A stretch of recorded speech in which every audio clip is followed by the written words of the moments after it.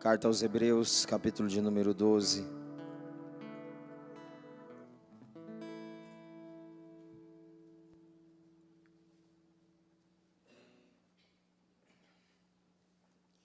Carta aos Hebreus, capítulo de número 12.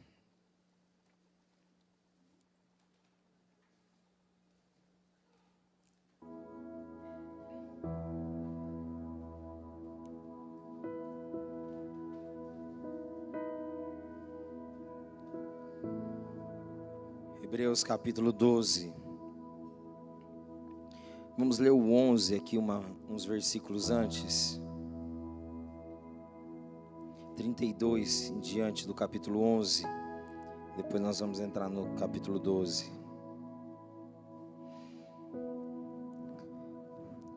Capítulo 11, versículo 32 diz assim: Que mais direi?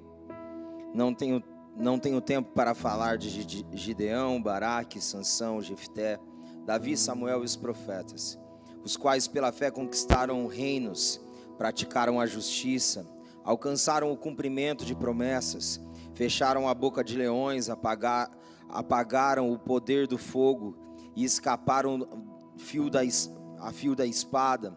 Da fraqueza tiraram força, tornaram-se poderosos na batalha e puseram em fuga exércitos estrangeiros.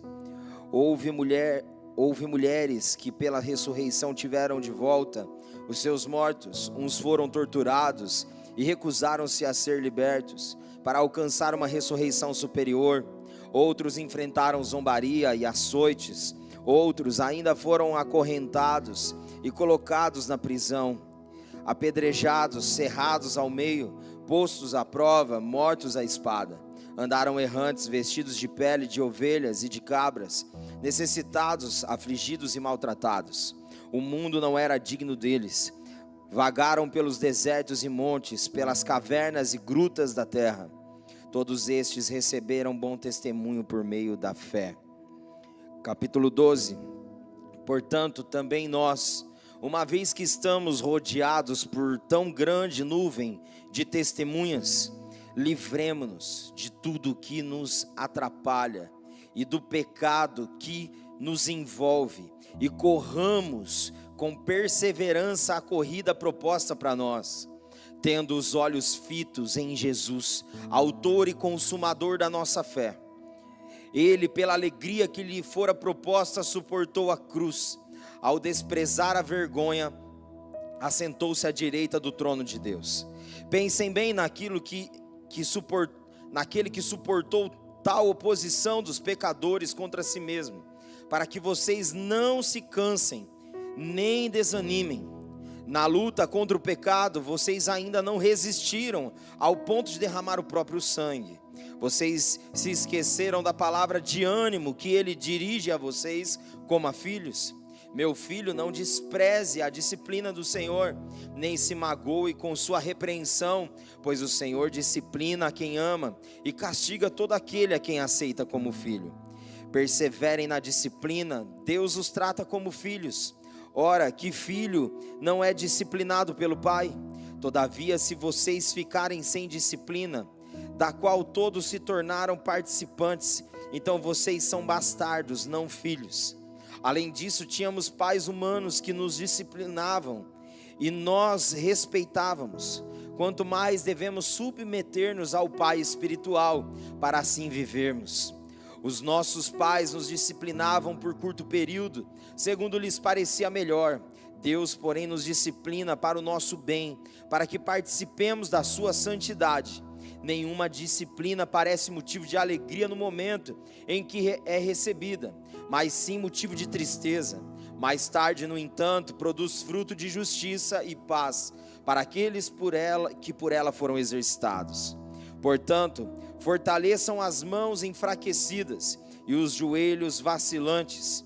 Façam caminhos retos para os seus pés, para que o manco não se desvie, antes seja curado.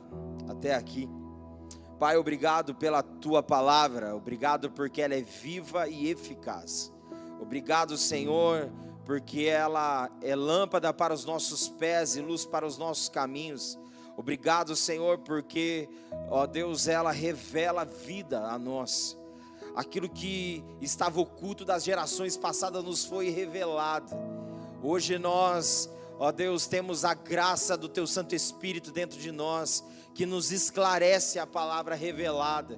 Por isso nós clamamos, Senhor, para que Teu Santo Espírito, com liberdade, enquanto a palavra está sendo proclamada, possa agir, trazendo clareza, trazendo, Senhor, libertação, salvação, ó Deus, alinhamento, Senhor, direcionamento, ó Deus, em nome de Jesus e para o louvor da Tua glória.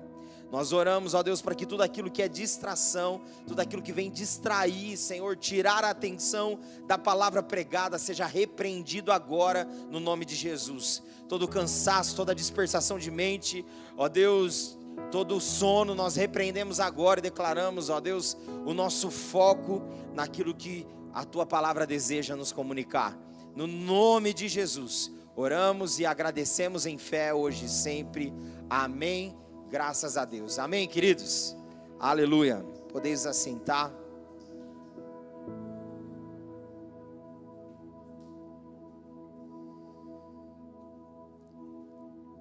Buscando o coração do Senhor, Ele trouxe essa palavra para juntos compartilharmos.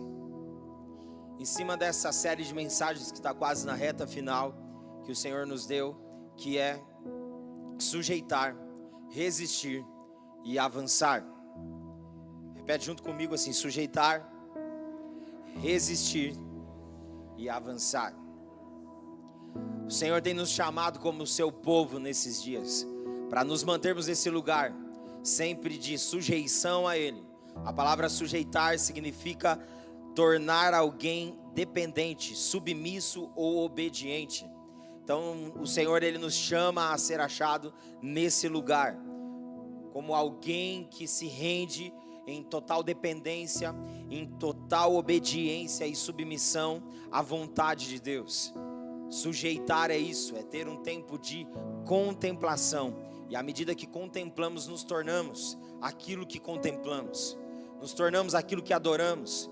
Então a sujeição é o lugar onde nós contemplamos, adoramos, e a cada dia que perseveramos nesse lugar, nos tornamos semelhantes a Ele. E a palavra resistir em si significa opor-se a uma força, não ceder à pressão, suportar algo sem danos, permanecer firme. Então resistir é isso, é mesmo diante das pressões, opressões que vivemos, é nos mantermos no Senhor, entendendo que Ele é a nossa firmeza, que nos mantém de pé sem dano algum ser causado. Por isso que Ele diz que os sinais acompanhariam os que creem. Colocarem as mãos sobre os enfermos, eles seriam libertos.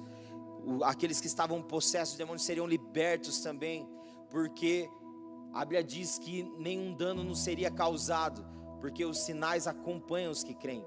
Então resistência fala de irmos contra algo que se levanta contra o conhecimento de Deus. Então permaneça sujeitando e resistindo. E a terceira palavra, que é avançar, significa mover-se para frente, progredir, ir adiante.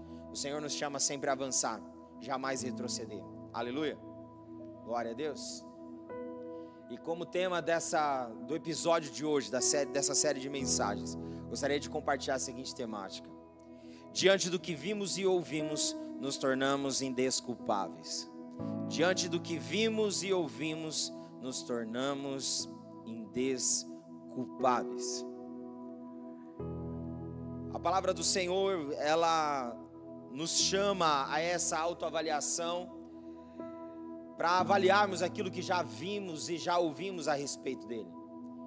Porque muitos já ouviram e viram pessoas testemunharem a respeito do que ele tem poder para fazer.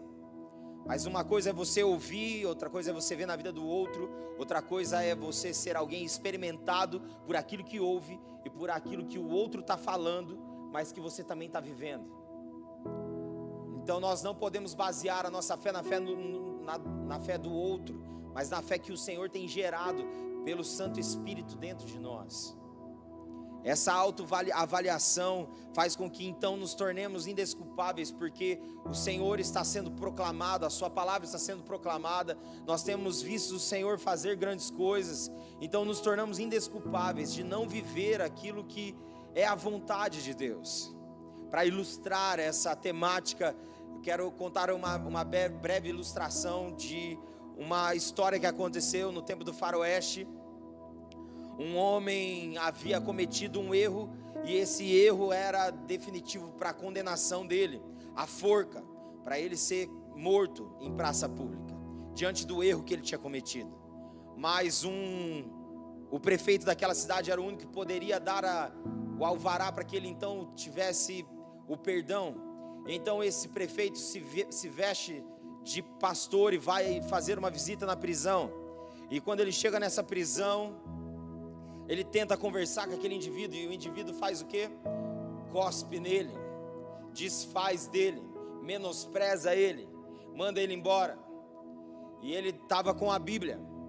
E então o carcereiro, após então o prefeito que estava vestido de pastor ir embora, foi embora, ele diz para aquele indivíduo, dizendo assim: você é tão ruim que você não pôde parar para ouvir o pastor.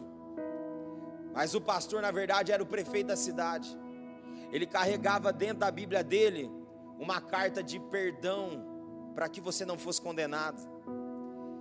A sua ruindade então vai fazer você morrer, porque você rejeitou ouvir conselhos da palavra de Deus. E ele, no dia que ele foi ser morto, enforcado, deu as últimas palavras para ele.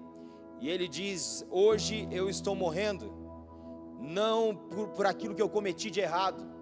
Hoje eu estou morrendo pelo perdão que eu rejeitei. E hoje a realidade da humanidade é a mesma coisa.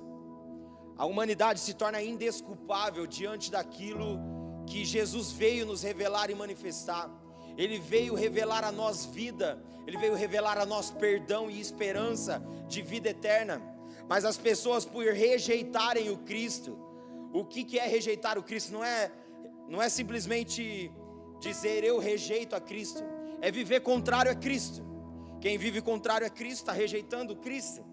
Então a humanidade se torna indesculpável, porque o amor de Cristo está sendo manifesto, está sendo anunciado. E nós então nos tornamos indesculpáveis diante daquilo que estamos vendo, daquilo que estamos ouvindo da parte do Evangelho.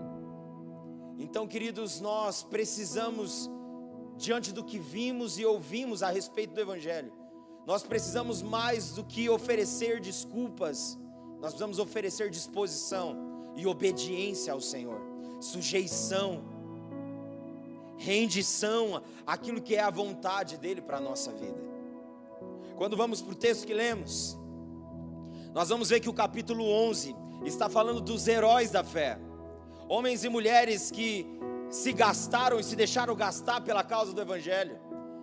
Nós vemos aqui o que eles passaram, o que eles enfrentaram. Foram torturados, foram perseguidos, foram presos, passaram tantos apuros e tantas dificuldades e desafios, mas eles permaneceram fiel ao Senhor, mesmo diante das circunstâncias contrárias, ao ponto da Bíblia dizer, queridos, no relato sobre os heróis da fé, dizendo que o mundo não era digno deles, de tamanha renúncia, de tamanha entrega que eles tinham pela causa do Evangelho. O mundo não era digno deles. E então agora nós vendo então esse pano de fundo, nós entramos no capítulo 12. O capítulo 12, a carta aos Hebreus começa dizendo: portanto, também nós, uma vez que estamos rodeados por tão grande nuvem de testemunhas. O que são essas testemunhas? Testemunha é aquela que viu, aquela que ouviu. E nós estamos rodeados dessa grande nuvem de testemunha. Que testemunha nós somos? Rodeados de quem nós estamos? Desses heróis da fé. Nós estamos rodeados por esses heróis da fé que se gastaram e se deixaram gastar pela causa do Evangelho. Homens e mulheres que se sujeitaram ao Senhor, que resistiram às oposições e pressões e opressões, e avançaram mesmo diante das circunstâncias. Ele diz: visto que estamos a rodear-nos dessa grande nuvem de testemunhas, ele diz: livremo-nos de tudo que nos atrapalha e do pecado que nos envolve. Seja livre de tudo aquilo que atrapalha e do pecado que te envolve.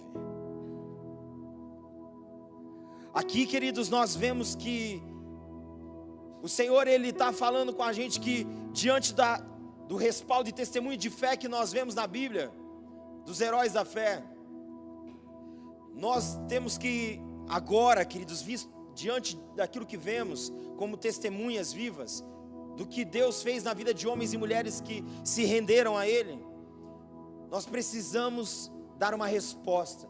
Nós precisamos nos livrar de tudo que atrapalha e de todo pecado que nos envolve.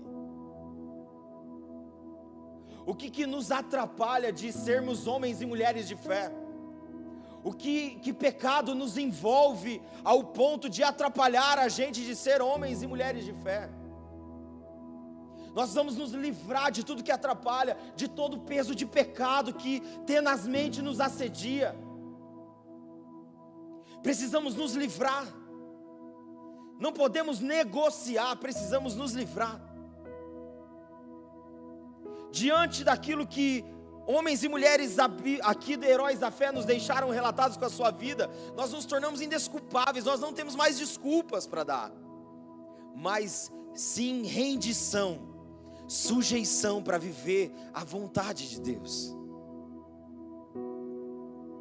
O que tem te atrapalhado, querido? Que pecado tem te envolvido? Às vezes nós nos atemos aos grandes pecados, mas às vezes negligenciamos os pequenos.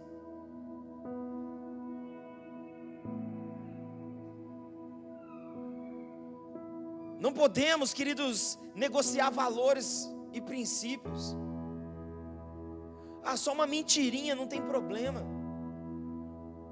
É um pecadinho, mas não tem pecadinho, pecadão, queridos, é pecado. Não, eu só omiti para não dar confusão. Seja alguém de verdade, custe o que custar. Nós precisamos nos livrar de tudo aquilo que nos atrapalha.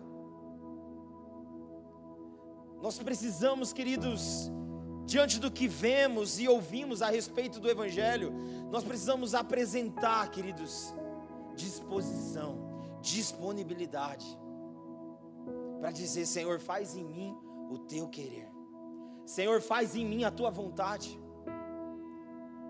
Será que essa tem sido a nossa oração diária? Senhor, nos livra de tudo que atrapalha de sermos testemunhas vivas.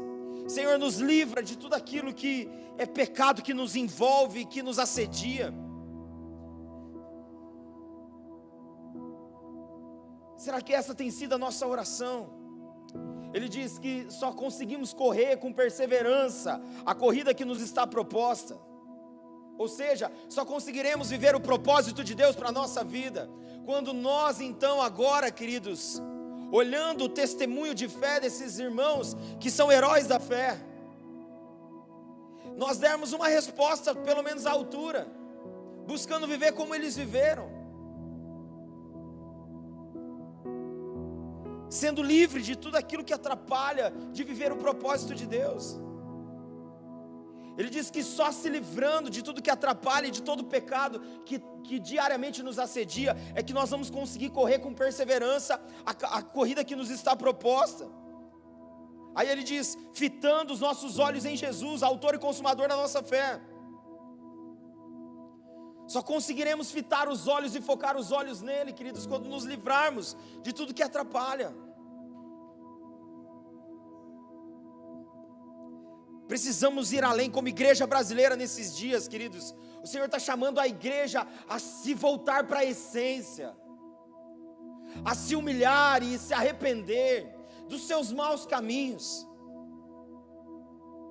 A nossa terra está doente, e ela só será curada se nós, como povo de Deus, que nos chamamos como povo de Deus, nos humilharmos, buscarmos a face dEle, nos arrepender dos nossos maus caminhos. Então Ele ouvirá dos céus e sarará a nossa terra. O que nós precisamos esses dias é arrependimento, porque, queridos, nos tornamos indesculpáveis.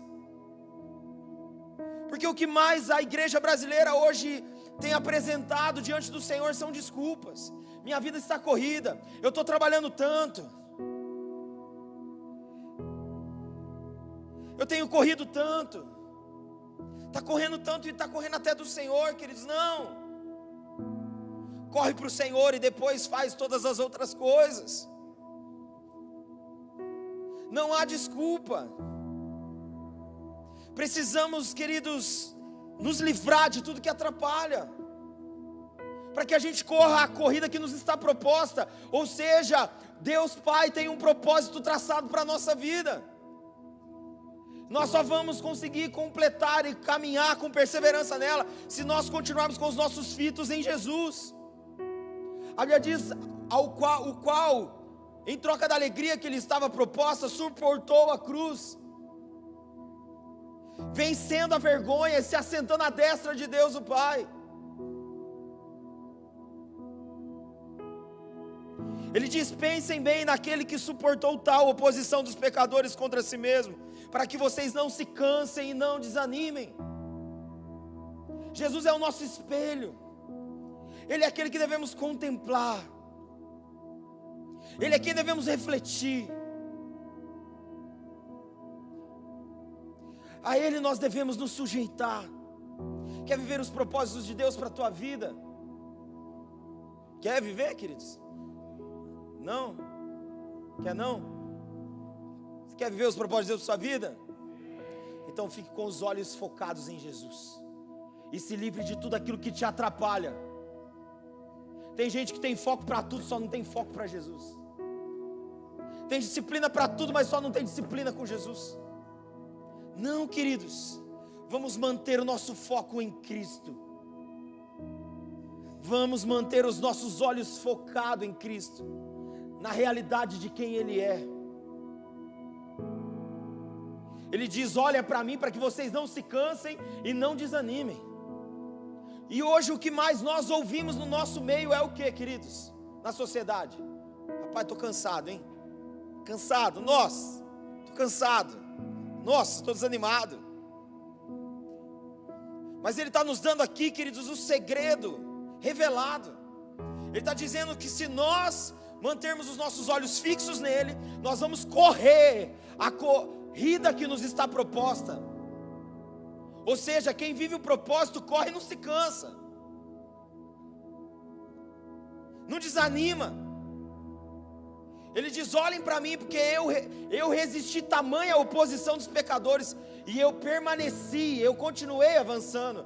Queridos, em nome de Jesus, mesmo diante das oposições, pressões e opressões, queridos, continue olhando para Jesus, porque Ele é o seu renovo. Ele diz ao cansado que Ele revigora as forças. Ele diz ao fraco: seja forte. Aleluia, queridos. A Bíblia diz que aquele que confia nele recebe sempre novas forças. Corre e não se cansa, caminha e não se fadiga. Ah, queridos, continue olhando para Ele. Aleluia. E Ele continua dizendo: a luta de vocês contra o pecado não chegou ao ponto de vocês resistir ao ponto de suar sangue como eu suei. E Ele diz: vocês se esqueceram da palavra de ânimo que Ele dirige a vocês como filhos. Olha a palavra de ânimo: meu filho, não despreze a disciplina do Senhor, nem se magoe com a sua repreensão, pois o Senhor disciplina quem ama e castiga todo aquele a quem aceita como filho. Olha que ânimo. Dentro do conceito que nós vivemos hoje de sociedade, se alguém ouve essa palavra, é uma palavra de ânimo? Vamos ver, vou ler de novo.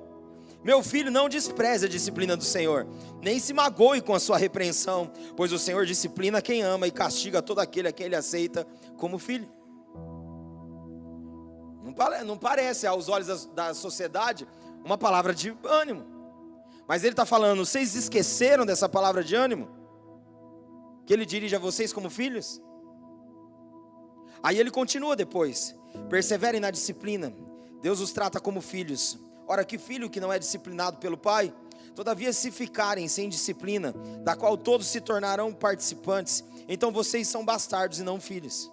Além disso, Tínhamos nossos pais humanos que nos disciplinavam e nós os respeitávamos. Quanto mais devemos nos submeter ao nosso Pai espiritual, para assim então vivermos. Ele diz que os nossos pais disciplinavam por um curto tempo de espaço, como melhor achavam. Mas Deus diz que Ele disciplina porque Ele nos ama. E Ele diz que quem recebe a disciplina no começo não parece motivo de alegria, mas de tristeza. Mas Ele diz que depois nos torna coparticipantes da sua santidade. E então veremos o fruto da justiça e da paz que essa disciplina causou depois que chega ao fim da disciplina. Ele diz que quem ama a disciplina, quem entende a disciplina como um ato de amor, é tomado de bom ânimo, se torna animado. Quando o Senhor começar a nos corrigir e nos disciplinar, entenda que isso é uma demonstração de amor. Porque amor que não corrige é bajulação, não é amor. Se a pessoa diz que te ama e ela só te bajula, mas ela não te corrige, ela não te ama. Se ela só dá tapinha nas suas costas, seja fazendo coisa certa ou fazendo coisa errada, e sorrindo para você, ela não te ama. Ela vai falar a verdade. Diz que o pai, ele disciplina, ele corrige o filho a quem ama. Parafraseando isso, ou seja, Deus te ama do jeito que você é, mas Ele te ama infinitamente mais ao ponto de não te deixar como você está. Entende, queridos? Ele nos ama, você pode vir como está, mas você não pode permanecer como está, porque senão Ele não é Deus. À medida que vamos até Ele, nossa vida é confrontada e transformada completamente. Aqui ele está dizendo que se nós nos livrarmos de tudo que atrapalha e corrermos a corrida que nos está proposta, olhando fixamente para Ele, nós seremos tomados desse bom ânimo. Esse bom ânimo é amar ser corrigido, é você andar e o Espírito Santo te incomodar de algo que você está fazendo de errado e dizer: não faça isso, não vai lá, não fala isso, não fala aquilo. Você fez, então agora se arrepende, vai lá, faz o caminho de volta. Isso é ser disciplinado pelo Senhor. É o Espírito Santo dentro de nós nos incomodando, nos incomodando sobre aquilo que fizemos de errado e precisamos acertar, precisamos corrigir, precisamos nos arrepender. Ele diz que no começo não parece motivo de alegria, mas depois nos faz participantes da sua santidade. Queremos viver uma vida de santidade, então temos que amar ser corrigidos, alinhados e ajustados pelo Senhor. Aleluia, queridos. Para que isso tudo? Para que essa correção e esse alinhamento? Para que então possamos fortalecer as mãos enfraquecidas e os joelhos vacilantes, e possamos então fazer caminhos retos para os pés, para que o manco não se desvie, antes seja curado. Ou seja, queridos, todo o nosso posicionamento diante das testemunhas vivas que vemos dos heróis da fé, se nós nos posicionarmos diante do que estamos ouvindo e vendo, não dando desculpa, mas disposição e disponibilidade, não para perder tempo, mas para ganhar tempo, para se gastar e se deixar gastar pela causa do Evangelho. Ele diz que nós vamos então fortalecer as mãos enfraquecidas e os joelhos vacilantes. Para quê? Para que aqueles que vêm atrás mancando possam encontrar um caminho de cura. Ou seja, quando fala dessa expressão dos que vêm atrás manco, encontrando um caminho de retidão, eles possam ser curados, fala dessas pessoas que, queridos, acaba se desviando, acaba se perdendo do propósito.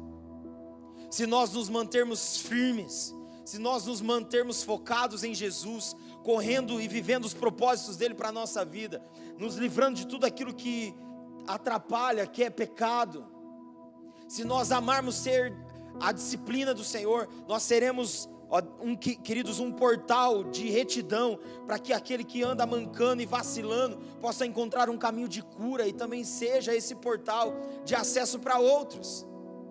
Porque essa é a dinâmica do Evangelho, é nos alcançar para que outros sejam alcançados. E nós como igreja, queridos, nós precisamos hoje nos avaliar como estamos. A Sociedade Bíblica Brasileira, ela fez uma pesquisa, 95% daqueles que estão dentro das igrejas no Brasil, nunca levaram uma pessoa para Jesus. 95%. Nunca tiveram a experiência de levar uma vida para Jesus, de ganhar uma vida para Jesus. Nessa mesma pesquisa, queridos, foi feita uma pergunta dentro das igrejas no Brasil: quantos de vocês estão vivendo o propósito de Deus para suas vidas? 10% respondeu que sabia qual era o propósito de Deus para a sua vida. E dos 10%, queridos, foi feita outra pergunta: e quantos de vocês estão vivendo o propósito de Deus para suas vidas? 1%. Ou seja, 1% da igreja brasileira sabe o propósito de Deus e está vivendo.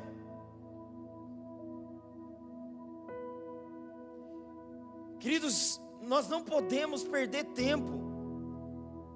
Não dá tempo para ficar adiando aquilo que é inadiável. A mensagem do Evangelho é uma urgência.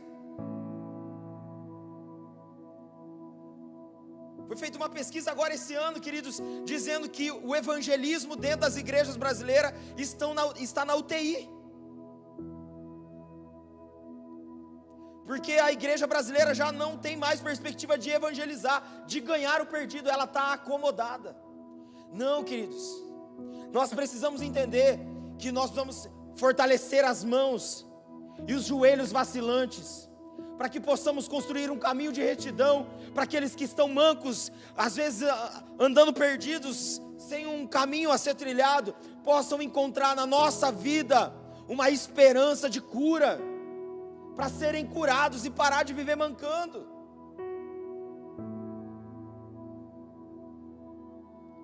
Passa para mim aqui, Tiago. Na história, nos séculos passados, nós vemos aqui alguns exemplos. Nós vemos o exemplo dos moravianos, uma igreja, queridos, que foi tomada por um avivamento. Eles começaram uma vigília de oração, e essa vigília durou 100 anos, ininterruptas. Começou uma vigília de oração, e durante 100 anos, ela se tornou ininterrupta. Olha o lema deles: que o cordeiro receba a recompensa do seu sacrifício. Que o cordeiro receba a recompensa do seu sacrifício. Ou seja, que Jesus, o Cordeiro de Deus, receba a recompensa do sacrifício dele. Que o nosso jeito de viver possa mostrar que não foi em vão. Passa um pouquinho, Tiago. Eles são os maiores exemplos de sujeição radical a Deus na história da igreja. Eles não ficaram famosos por grandes templos e líderes poderosos, mas por uma vida de entrega total, oração contínua e obediência sacrificial. Eles entendiam que suas vidas pertenciam a Deus e que a missão era mais importante que o conforto, segurança ou planos pessoais. Pode passar. O que aprendemos com os moravianos? A sujeição deles era prática. Vida simples, trabalho comunitário, espiritual, oração contínua, missionária, disposição para morrer pelo Evangelho, radical, vender-se como escravo, deixar tudo para trás. Eles buscavam reconhecimento, eles não buscavam reconhecimento, buscavam obedecer. Eles acreditavam que cada detalhe da vida, trabalho, descanso e relacionamento tinha que ser para a glória de Deus. Olha o esqueleto, queridos, do formato que eles viviam: prático, espiritual, missionário e radical. Queridos, eles estavam no culto aqui, eles terminavam o culto, vinha uma glória de Deus sobre a igreja, eles vinham para frente, e ali Deus apontava para alguns deles, para ir a alguns lugares no mundo, que eram lugares que o Evangelho ainda não tinha chegado. Deus mostrava e revelava em oração, eles terminavam o culto, no outro dia, queridos, eles começavam o processo para ir para esses lugares. Pessoas se levantavam e iam para esses lugares. Tinha uma ilha no Caribe, que o Evangelho nunca tinha chegado lá. Então eles ligaram para ver se eles poderiam, como missionários, ir para aquela ilha. Aquela ilha tinha um dono. E o dono disse: não tem outro jeito de vocês entrarem aqui a não ser como escravos. Então eles foram e pagaram a passagem, e foram e se entregaram como escravo naquela ilha, para poder levar o evangelho naquele lugar. Há relatos dos moravianos, em uma outra região nos esquimós, em que foi um grupo para lá para servir os esquimós, e eles então ali naquela região fria, eles começaram a servir aquela comunidade, mas as pessoas fechavam os ouvidos e não davam ouvidos, até que um certo dia um dos missionários moravianos estava lá, ele estava lendo as escrituras, falando da crucificação e redenção de Cristo, e quando ele estava lendo essa passagem da Bíblia, um homem estava ali ouvindo. Esse homem então disse: como eu nunca ouvi falar desse amor antes. Ele se rendeu a Jesus, e toda aquela ilha ali nos esquimós se renderam ao Senhor. Há uma tribo africana, que um jovem foi para essa tribo, e ele viveu ali algum tempo servindo aquela comunidade, e ele então ficou doente e morreu. Então agora o cacique daquela tribo, ele reúne todo e diz: esse rapaz nos mostrou o quanto esse Deus é verdadeiro e cheio de amor e graça, vamos nos render a Ele. E toda aquela tribo se rendeu a Jesus. Ou seja, são homens e mulheres que diante do que ouviu e viu a respeito do Evangelho, se tornaram indesculpáveis. Eles se livraram de tudo que atrapalha, de todo pecado que assediava. Eles então agora, queridos, eles tinham uma obediência radical, e eles se gastaram pela causa do Evangelho.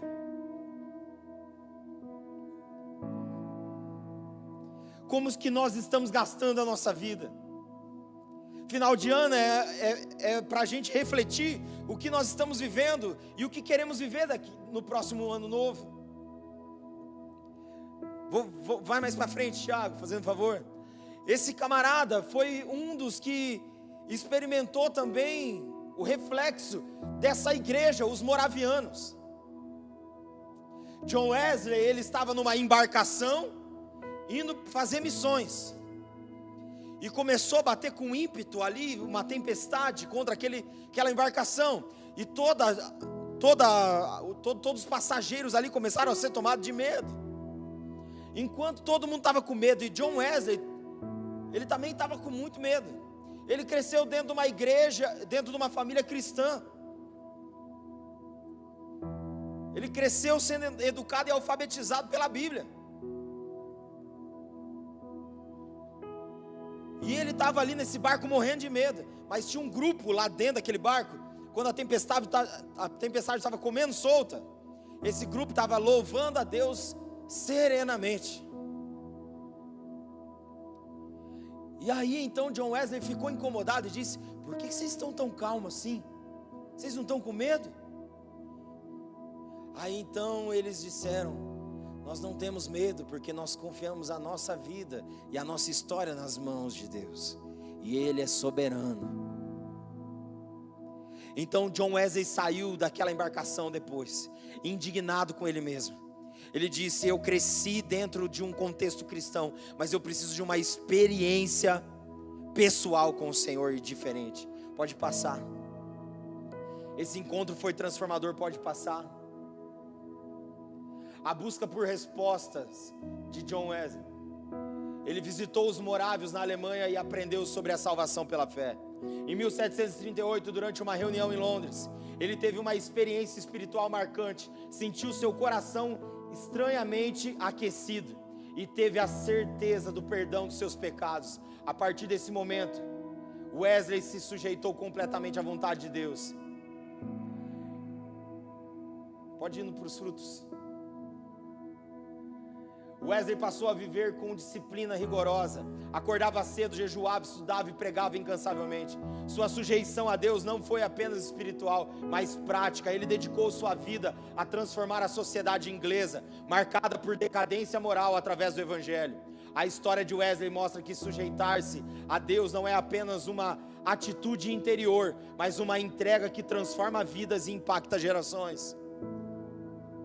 John Wesley, ele teve uma experiência num culto, e ele foi aquecido por um fogo dentro dele, ao ponto dele começar a gastar a vida dele inteira para isso, ao ponto das pessoas irem ouvir ele pregar, porque tratavam ele como um tição tirado do fogo, de tanto que ele queimava de amor e paixão pelo Evangelho. Com obras sociais, estudos bíblicos, ele impactou a Inglaterra, que estava em decadência moral. Ele trouxe impactos e ele começou, queridos, a marcar as gerações agora a partir daquilo que ele viveu. Porque diante do que ele viu e do que ele ouviu, ele se tornou indesculpável. Ele se gastou e se deixou gastar pela causa do Evangelho. Próximo, pode passar. O outro é esse homem chamado George Miller, 1805 a 1898, pode passar. De jovem rebelde a servo de Cristo. Ele nasceu em 1805, na atual Alemanha. Na juventude era conhecido por seu comportamento rebelde. Tudo mudou quando aos 20 anos ele participou de uma reunião de oração na casa de um amigo. Ali teve um encontro profundo com Deus. Miller se arrependeu e decidiu se sujeitar completamente à vontade divina. Pode passar. Legado de obediência. George Miller morreu em 1898, deixando um legado de confiança absoluta em Deus. Sua vida mostra que sujeitar-se a Deus não é passividade, mas uma entrega ativa e cheia de propósito e impacto. Ao longo da vida registrou mais de 50 mil orações respondidas, sendo 30 mil respondidas no mesmo dia. Isso alimentava a sua fé e motivava ele a continuar. 50 mil orações, queridos, ouvidas, dentro delas 30 mil ouvidas no dia. Só vou contar um relato de uma dessas orações. Queridos, ele começou a abrir orfanatos. E ele tinha um orfanato que ele estava cuidando de 300 crianças. E a mulher coordenadora pegou e falou assim: ó, Sr. Miller, não tem comida para dar hoje de manhã para as crianças. E ele então falou para ela: põe os pratos e os copos na mesa e coloca as crianças sentadas. A mulher obedeceu a direção. E ele então chamou as crianças para orar e ele orou: obrigado, Senhor, pelo alimento que vamos comer. Não tinha nada. Ele agradeceu pelo alimento que eles iam comer.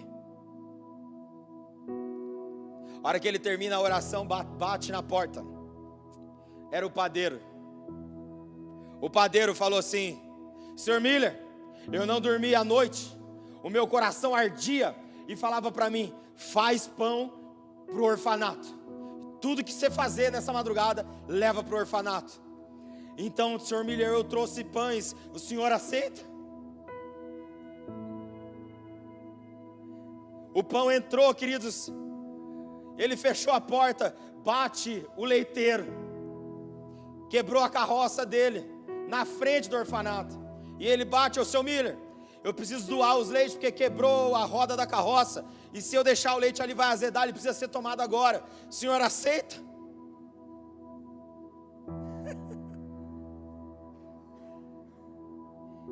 Queridos, essa é uma das experiências de George Miller. Queridos, ele tinha 5 pessoas na lista dele de oração que ele desejava alcançar para Jesus. 3 não demorou muito tempo. A quarta demorou 25 anos. E a última, 60 anos. E ele orava todos os dias por essas pessoas. 60 anos. Ele não viu o último ser alcançado, mas no dia do enterro e do velório dele, esse amigo que ele orou há 60 anos, se rendeu a Jesus no velório dele.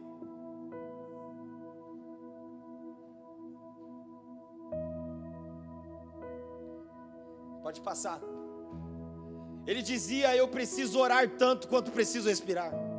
Ele dizia: o primeiro grande negócio do meu dia é fazer minha alma feliz em Deus.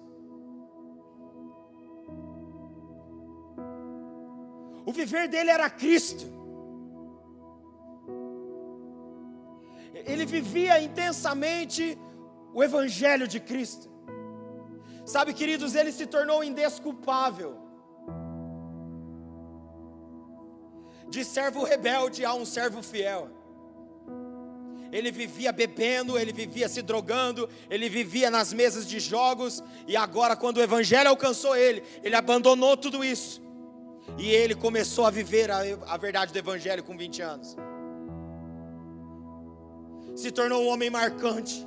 Ele cuidou de mais de 10 mil crianças em orfanato, ele sustentou missões em todos os cantos do mundo, não tendo nada, mas tendo tudo. Ele nunca pediu uma ajuda para ninguém no orfanato, ele só orava e Deus mandava.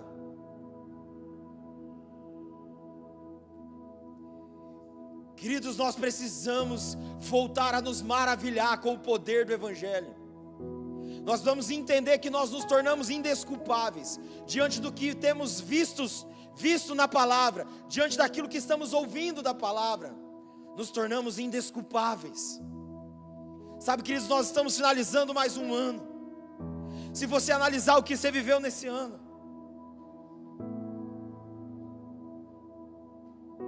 o quanto você viveu desse ano para a glória de Deus, o quanto que você viveu desse ano para a vontade de Deus, o quanto você se gastou pelo evangelho e se doou pela causa do evangelho. É entender, queridos, que tudo que o Senhor tem nos dado como oportunidade é para falar do evangelho. Tudo, nossos relacionamentos, aonde convivemos, tudo é oportuno para anunciarmos o evangelho da graça. Nós nos tornamos indesculpáveis diante de tanto que nós temos visto e diante de tanto que temos ouvido.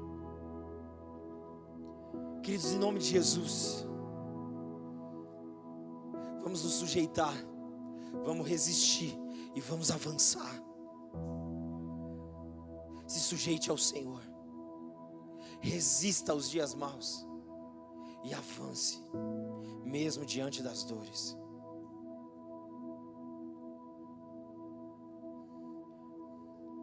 Mesmo diante das enfermidades, mesmo diante dos desafios, e mesmo diante da dor, continue pregando o evangelho da graça de Cristo.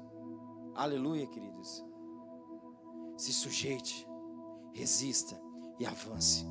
Aleluia. Vamos juntos, queridos, ser tomados por essa santa inconformação no final de ano. Não abaixe a guarda no final de ano. Não abra mão do seu tempo com Deus, aumente o seu tempo com Deus. Não deixe as distrações roubar você daquilo que é a verdade de Deus para a tua vida. O que mais tem matado a igreja dos dias de hoje são as distrações.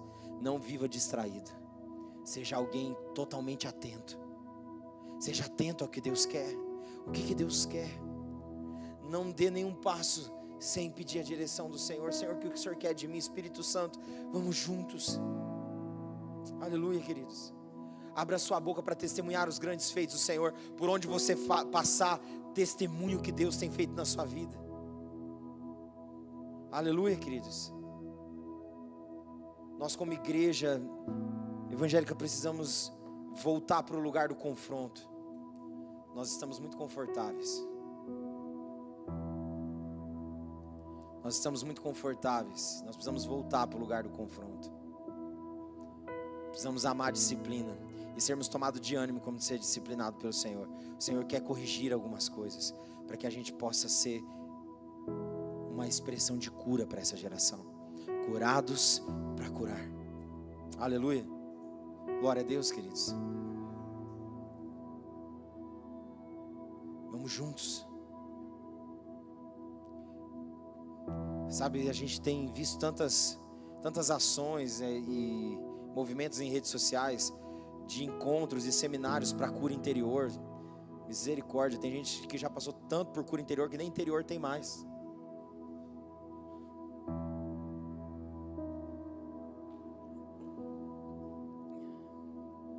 E gente, o sangue de Jesus não é suficiente para nos curar interiormente. O sangue de Jesus não é suficiente. Deixa ele adentrar nas suas entranhas, deixa ele te curar. Mas tem gente que vive atrás correndo, não corre atrás de seminário nem de nada disso, corre atrás de Jesus e permanece com ele, e você se manterá curado para ser resposta de cura para essa geração que está doente. O que mais nós temos hoje é gente doente. Você pode contar nos dedos aí, vai faltar dedo na sua mão, de tanta pessoa que você conhece que está doente. O ser humano está fora do normal, irmãos. O ser humano está esquisito o negócio. Mas não seja mais um esquisito. Aleluia. Seja alguém alinhado para ajudar os esquisitos a se encontrar. Aleluia.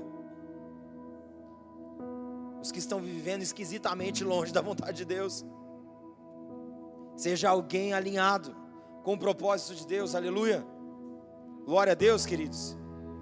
Diante dos heróis da fé, nós nos tornamos, queridos, indesculpáveis diante daquilo que eles demonstram com a sua vida. O Senhor está levantando os heróis de fé dessa geração. Você é um herói de fé que Deus quer levantar para essa geração. Aleluia. Amém, queridos. Glória a Deus pelo seu amém tão animado. Aleluia. Amém, queridos. Vamos ficar de pé, parece que está acabando.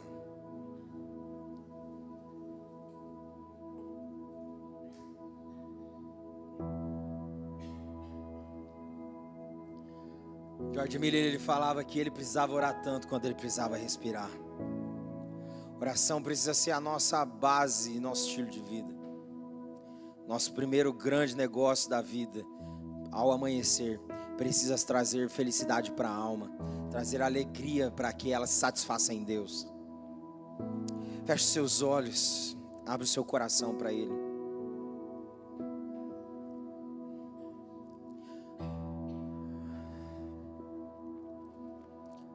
Pai, obrigado. Obrigado porque o Senhor é um Deus de oportunidade. O Senhor sempre nos dá a oportunidade de nos render, nos arrepender, nos levantar, recomeçar e trilhar aquilo que é a jornada que o Senhor tem determinado desde o princípio. Nós não queremos viver desanimado e cansado. Nós queremos continuar olhando para o Senhor, autor e consumador da nossa fé. E nós queremos, ó Deus, livre de tudo aquilo que nos atrapalha, de todo pecado que nos assedia, correr a corrida que nos está proposta. Ah, Senhor, queremos amar, ser disciplinados e corrigidos pelo Senhor, porque entendemos que esse é um ato de amor. Não somos bastardos, somos filhos. Queremos ser partes da sua santidade, queremos ser participantes da sua santidade. Queremos, ó Deus, receber os frutos da justiça e da paz que só a correção que o Senhor traz pode dar. Queremos fortalecer as mãos, ó Deus, e os joelhos vacilantes, para sermos esse caminho de retidão, ó Deus, que aponta para o Senhor, para que aquele que está doente, ó Deus, para aquele que está ferido, possa encontrar cura. Levanta homens e mulheres, ó Deus, nesses dias, curados para curar, libertos para libertar, salvos para salvar. Ah, Senhor, desperta-nos e levanta-nos com sede e fome de Ti, Senhor. Sede e fome da Tua presença, Senhor. Eis-nos aqui, Senhor, para o Teu louvor e para a Tua glória.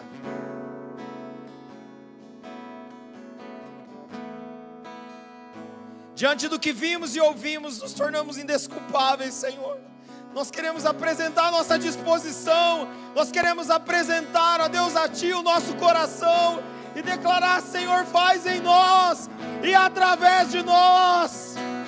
Não deixa passar os nossos anos e os nossos dias sem que eles sejam vividos para a Tua glória. Ah, Senhor, eis-nos aqui. Livra-nos da frieza, livra-nos da mornidão, nos faz, ó Deus, um povo quente e fervendo de amor pelo Senhor. Homens e mulheres fervorosos, de espírito. Eis-nos aqui, Senhor.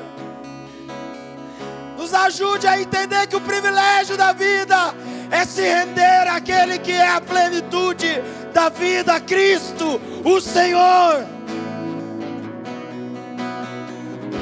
Eis-nos aqui, Abba, Pai.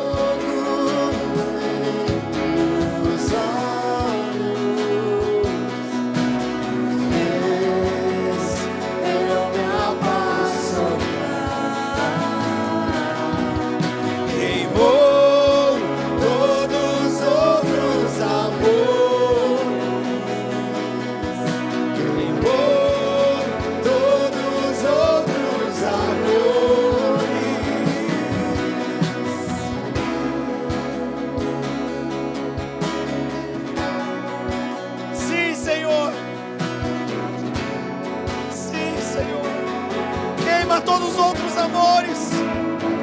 Ah, Jesus. Eu ainda tenho lenha. Pode vir queimar. Pode vir queimar. Eu ainda tenho. Sim. Eu ainda tenho lenha. Desperta a igreja brasileira. Desperta! Pode vir. Eu ainda tenho fome. Eu ainda tenho lenha. Pode vir queimar. Pode vir queimar. Sim, Senhor.